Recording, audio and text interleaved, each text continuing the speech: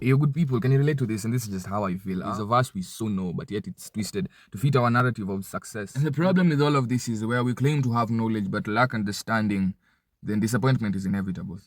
And this verse is, I can do all things through Christ who strengthens me. And if you look at the verses above it, you'd understand that as Paul speaks of all things, he speaks of lacking and having, abundance and lack thereof, failure and prosperity.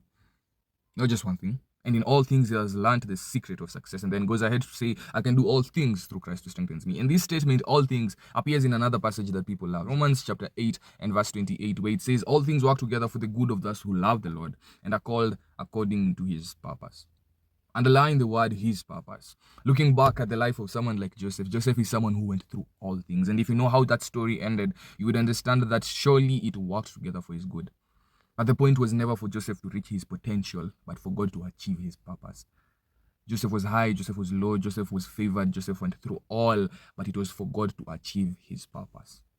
Proverbs chapter 24 and verse 10 speaks of how if we fail or faint in the day of adversity, then our strength is weak, then our strength is small. We all fall short. We all fail because, yes, our strength is weak. Our strength is small.